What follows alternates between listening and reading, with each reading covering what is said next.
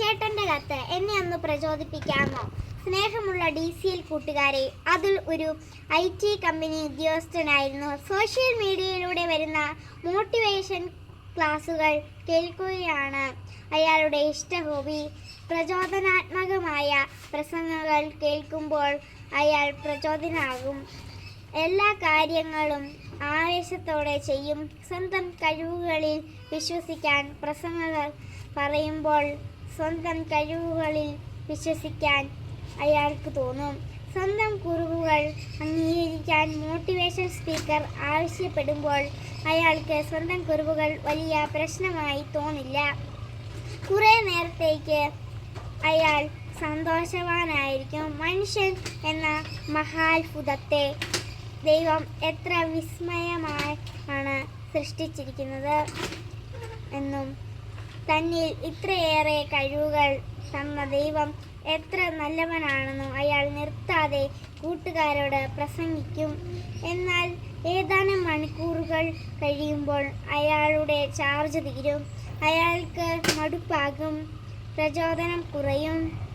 അയാൾ മനസ്സ് തകർന്ന് ഉന്മേഷം നഷ്ടപ്പെട്ടവനാകും. ഒരു ദിവസം അയാൾ തൻ്റെ 4-5 കൂട്ടുകാരെ വിളിച്ചുകൂട്ടി. അവരോട് തൻ്റെ മാനസിക സംഘർഷങ്ങൾ പങ്കുവച്ചു. താൻ വല്ലാതെ മടുത്തു എന്നും ഈ ജോലി മാത്രമല്ല, ഈ മൊരഞ്ഞ ജീവിതം പോലും തുടരാൻ താല്പര്യമില്ലെന്നും അയാൾ പറഞ്ഞു. തൻ്റെ കൂട്ടുകാരോട് തന്നെ ഒന്ന് പ്രചോദിപ്പിക്കാൻ അയാൾ അപേക്ഷിച്ചു.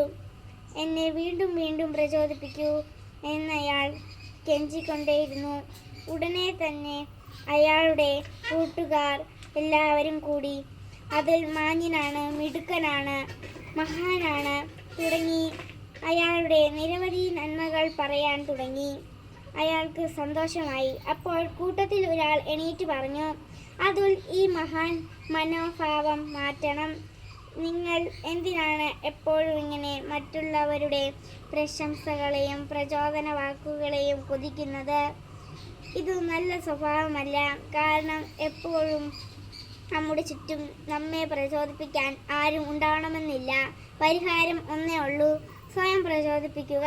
ആരും പ്രചോദിപ്പിക്കാത്തതുകൊണ്ട് ഞാൻ ഒന്നും ചെയ്യുന്നില്ല എന്ന് പറയുന്നവൻ വിഡ്ഢിയാണ്. കാരണം നമ്മൾ നന്നാകണമെന്നതും നമ്മൾ വിജയിക്കണമെന്നതും മറ്റാരുടെയും അത്യാവശ്യമല്ല, നമ്മളുടെ മാത്രം ലക്ഷ്യമാണ്. കൂട്ടുകാരെ, നമ്മിൽ പലരും ഇങ്ങനെയല്ലേ?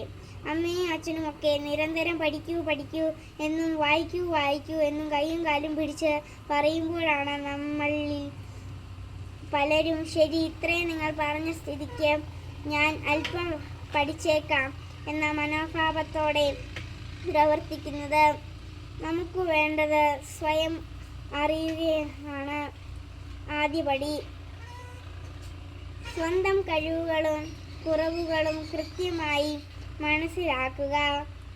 തിരുത്താനുള്ളത് തിരുത്തുക. മെച്ചപ്പെടാമെന്നതിൽ പരിശ്രമത്തിലൂടെ കൂടുതൽ മികവിലേക്ക് ഉയരുക. എത്ര പരിശ്രമിച്ചാലും മാറ്റാൻ കഴിയാത്ത കാര്യങ്ങൾ നമ്മുടെ വ്യക്തിത്വത്തിൻ്റെ തനിമയായി അംഗീകരിക്കുക.